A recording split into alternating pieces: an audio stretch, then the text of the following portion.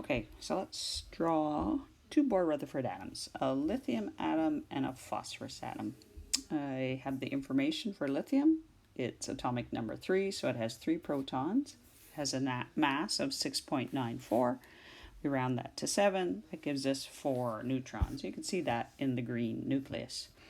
For phosphorus, it's 15 protons and 16 neutrons. 31 minus 15. I've drawn each of them with a yellow energy level. And now let's fill in the electrons. Lithium has the same number of electrons as protons, so it must be 3. So we make a little mark there. There's 2. That's as many as the yellow level can hold. So I'm going to go up to the next level. I don't have an orange, unfortunately. I only have red, and I fill in the next one, and there's our next electron, and that's lithium. If we go to phosphorus, in the yellow level, it has 2 electrons. I go to the next level,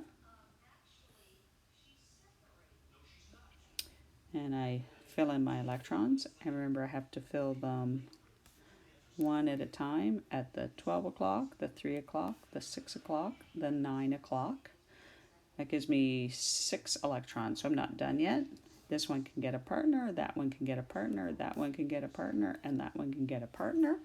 Now that level is full because it can hold up to 18, or up to 8, sorry.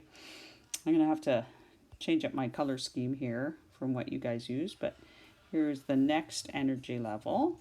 I'm going to start adding electrons to that one. So right now I'm at 2 plus 8 is 10. I need 5 more. So I go 1, 2, 3, 4 in my clock positions, and then I need 1 more, is 5.